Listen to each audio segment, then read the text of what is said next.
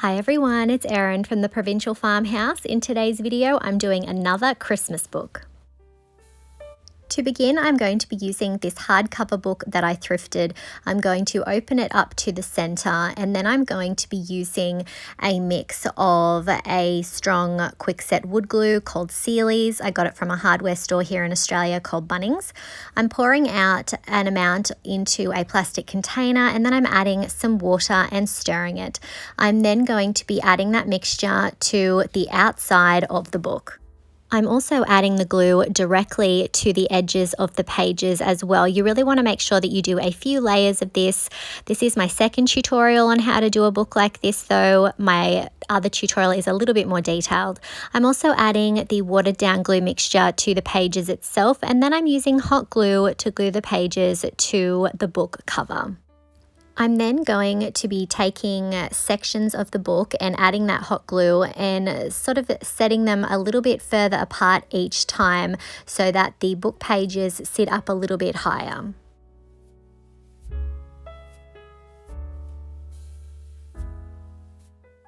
I'll be repeating the same steps on both sides of our book.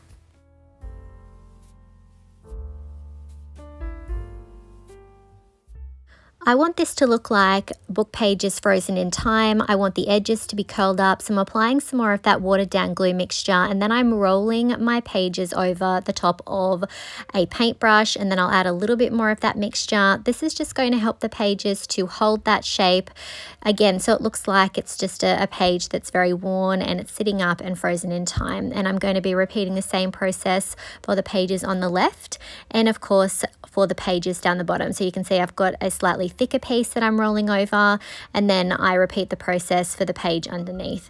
I'm also using some hot glue to help those pages stay in place. I'm now adding 2 coats of Dixie Belle's buttercream chalk mineral paint to my entire book. Just a reminder that you can find a full product list in the description below, and most of these products on our website, theprovincialfarmhouse.com.au.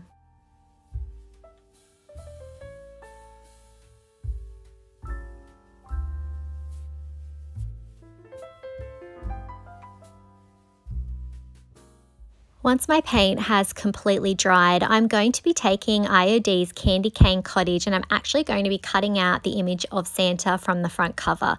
There is another Santa design in the pack, but the scale wasn't quite right.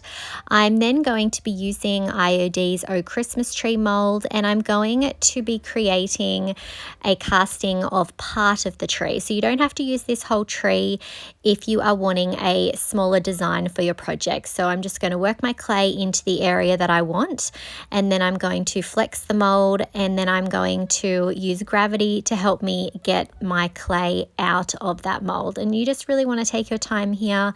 There's a lot of details, a lot of little tiny bits, so just really be patient with this one. I'm then going to sit the tree on the book, and then next I'm going to be making some cute little presents. I will link this mold in the description below, and I'm just working my clay into a couple of these designs. I want these presents to be sitting underneath the tree.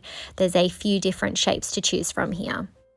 If you don't have this mold, I imagine you could create some little squares and paint on a bow instead. It's not exactly the same, but it's definitely an option if you don't have this one. I'm also using this other mold. I'll link this one below as well. It just has a really tiny little present. I thought I'd just pop one of those in the front. I'm then going to cast 2 of these larger bells. This will be linked in the description below as well. And I'm going to be making 2 of them. They're going to sit in the top left and right hand corners. I'm then casting the garlands from the Oh Christmas Tree mold. There's a left and a right mold here, and I'm putting them up in the corners as well. If you saw my last book video, I used these. I definitely love that effect, so I'm definitely repeating it here today. Once I have all of my castings ready, I'm going to add some of that same strong wood glue to the back of our Santa design. I'm spreading that glue over the back, and then I'm going to position Santa in the bottom left-hand corner. The cover of the IOD Transfers is a thin cardboard, so I'm not going to have any issues here. Once he's glued down, I'm going to use a wet wipe to tidy up any excess glue. I'm then going to use my same quickset wood glue to attach all of my castings. You just want to make sure you definitely have that glue spread all over the back of your air dry clay to make sure that it's all glued down. So I'm just carefully gluing those molds down. You can see I'm layering that bell over the top. I definitely am a bit obsessed with these garlands. It's probably one of my favorite elements from the new holiday release.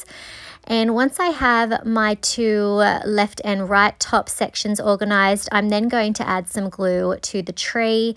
And this is quite a thin design, so just be gentle when you're handling this one. So I'm adding glue to the back, positioning that in the center of the right hand page, and then I'm going to start adding glue to the back of the presents.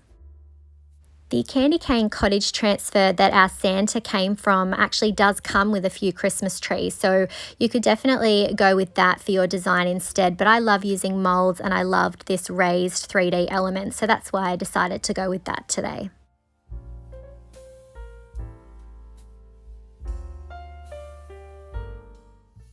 Once I have all of my little presents down, I decided to make two more gifts to go on the left-hand side to try and tie them together.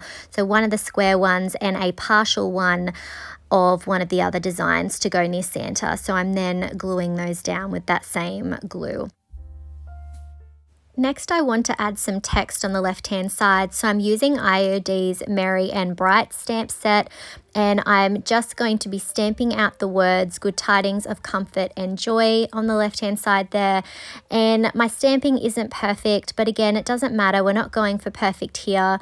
I like that more vintage, imperfect look. If you want this to be straight and all in line, you could definitely use a thin mount or maybe even use a ruler to draw out some lines in lead pencil for you to follow. Honestly, I don't mind that it's a little bit wonky in places. I think it just adds to the charm.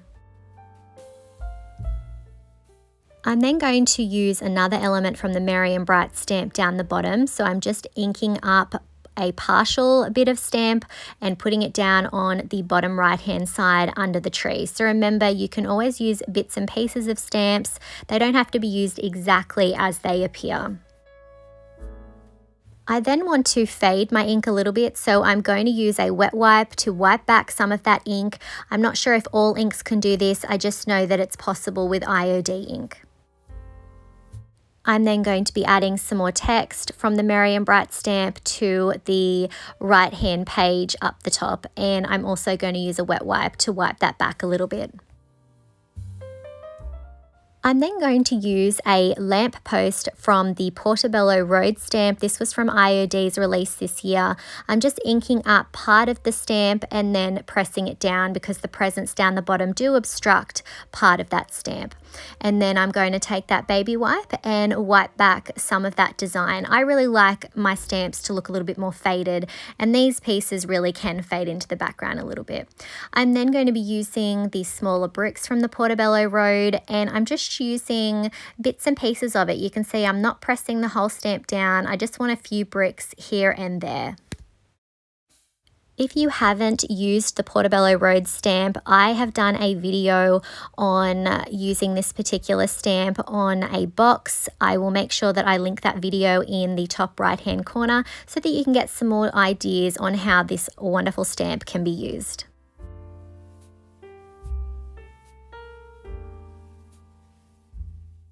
Once I've added the amount of bricks that I want, I'm going to take that wet wipe and wipe back some more of that design, again to fade it into the background a little more.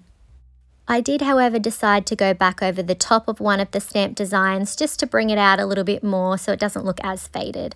I'm then coming in once my ink is completely dry, and I'm going to seal the entire book with Paint Couture's Extreme Guard Satin Top Coat. I want to seal all of this in so that when I come in with my different colors of paint, I have the freedom to wipe back as much or as little as I want, and I can fix up any errors. Once that top coat is completely dry, I'm going to be using Dixie Belle's Juniper Chalk Mineral Paint, and I'm adding that to the tree, and then I'm also going to be adding that to the garlands in the top right and left hand corners. I'm just using a smaller brush here so that I can get into all of the details.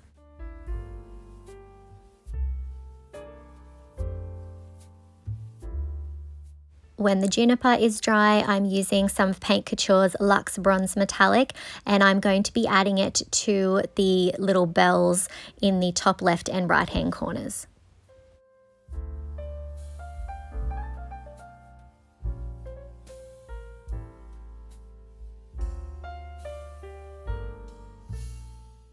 Once the bronze paint is dry, I'm using some of Dixie Belle's Barn Red Chalk Mineral Paint. This is a beautiful red for Christmas. It's a little bit brighter, and I'm just using a small artist brush to get into all of the details of that bow. I want to add some little berries to the garland, so I'm taking the end of my paintbrush, dipping it into the Barn Red, and then I'm dabbing some of that paint onto the garland to mimic the look of berries. And I'm going to be doing that to the right hand garland and the left hand one as well. I'm then also going to add some of those little red dots to our Christmas tree so that it looks like colourful ornaments. After I've added the red, I then grabbed Paint Couture's Luxe Bronze Metallic, and I'm adding that to the Christmas tree as well. And then I'm also going to be adding some of the Diamond Gemstone Mousse by Dixie Belle. And again, this has a built-in gloss clear coat that I've added to it so that it sets a bit quicker and has a bit more shine. I'm also going to add those same colours that I added on the tree to the garlands.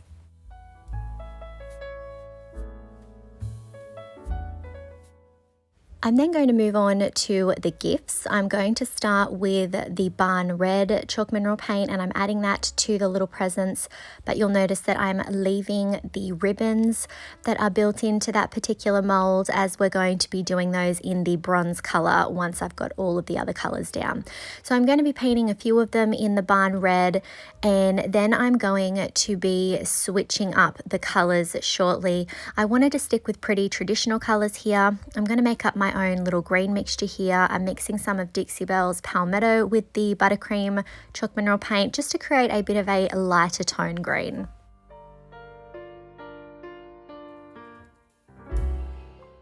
As I was doing this, I did have to think about the different angles on this particular book because we have the 3D elements. So you'll see that I adjust the book so that I can get around the edges as well. So if you're doing this, don't forget to hit those little edges because they are noticeable when you have your book standing up. So I did go with some more traditional colors here, but if this isn't your style, you could definitely take this in another direction. You could have them be more neutral, you could introduce pastels. This is definitely something that you can customize. Once I had the green presents done, I did switch to Dixie Belle's Lemonade Chalk Mineral Paint for the gifts at the front.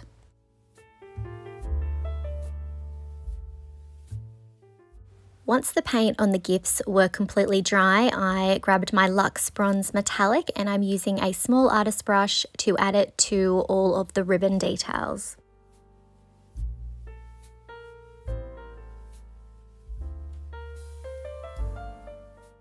I went with this beautiful bronze color. It's lovely and shiny, but you could go with gold, silver. It really is up to you and whatever look you're trying to achieve.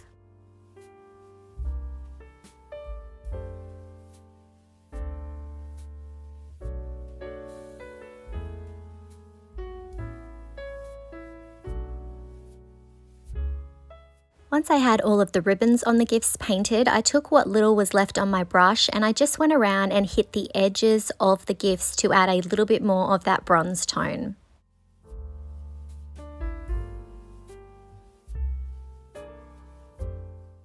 I then also went and dabbed a little bit onto the lamppost that we stamped. I'm just adding a little tiny bit of that bronze. I haven't got any extra on my brush.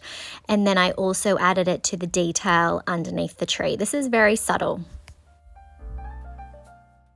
When my paint was dry, I grabbed Paint Couture's Crackle Step 1 and I'm going to be applying that into the book in the background sections. I'm not going to be putting it on the tree or the other molds. I am going to go over the top of Santa, although it is going to be a very subtle look on Santa because we are going to be highlighting those cracks with the antiquing color. So it's not going to be very visible on him. So I'm going to paint that, let it dry. It will then feel tacky when it's ready for the crackle step 2. So I'm going to go in and start adding that. As you're adding this step 2, be mindful it's a little bit thicker and you don't want to go in too hard with your brush. You don't want to keep fussing and disturbing a certain area because that can affect the results that you get.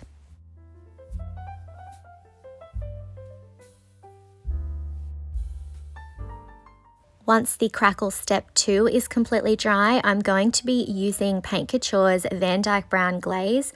You can see I have it on a little makeup sponge and I am applying it over the top of my crackle. And then once I'm happy with the coverage that I've got, I'm taking a wet wipe and I'm wiping back some of the excess. So I really want that glaze to sit down into that crackle, and obviously I want that glaze to tone the pages of our book to give us that vintage antique feel. So I'll also be applying it to the right hand side and the rest of the book.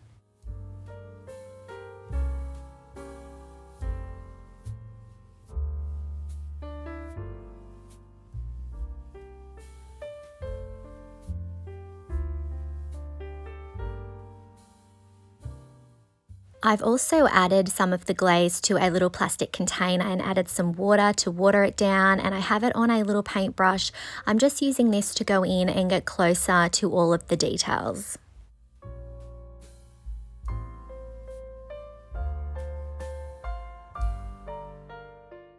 Next, I'm also going to be adding it to the pages of the book and all of the edges. So this is going to add to that vintage worn feel that we're looking for. If you don't have this glaze, you could definitely make a paint wash from a brown water-based paint. You could add some water to that, or you could use a brown wax. If you're looking for more craft ideas this festive season, make sure you check out my other Christmas playlists.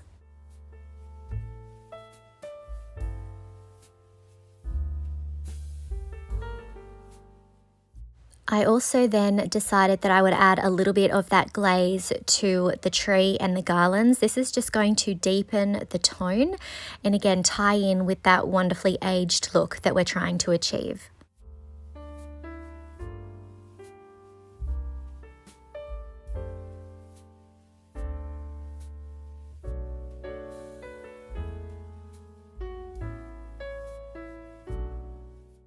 Next, I'm going to take a little bit of that bronze Paint Couture Luxe Metallic and I'm just hitting the edges of our little bows in the top right and left hand corners. I'm also going to have a little bit of that bronze on a makeup sponge and I'm dabbing that over the top of the tree for a subtle hint of that bronze, and I'll also add that to the garlands.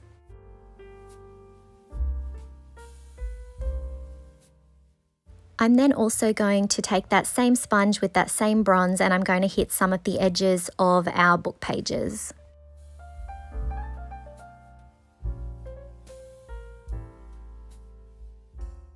When that's dry, I'm going to take some of Paint Couture's Satin Extreme Guard top coat and I'm dabbing some of that onto the garlands, and this is going to act like a glue. As I'm now coming in with a little bit of glitter, I'm just using the end of a plastic spoon to scoop up a little bit of the glitter and then I'm tapping it on. If you're not a fan of glitter, you could just leave this step out. I'm then going to be applying some of Dixie Belle's Juniper chalk mineral paint to the back of the book. You can see it's very messy. I want to tidy it up. You're not going to see this because it's going to be leaning up against a shelf or laying on a coffee table, but I like to do this so that my project feels a bit more finished.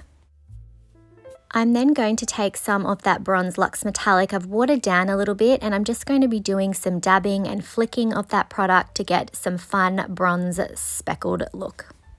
Finally, I'm going to be attaching some of this green velvet ribbon to the center of the book like a little page holder. I'm just going to trim off what I need. I'm then going to add some hot glue to the top part of the book and then I'm pressing that down with a paintbrush so that I don't burn myself. And here's our finished Christmas book.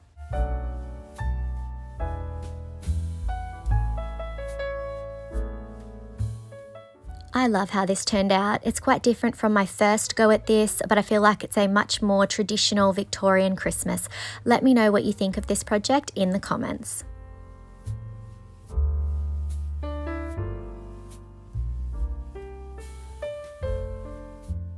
If you enjoyed today's video, I would really appreciate it if you would hit that like button, comment, and share it out.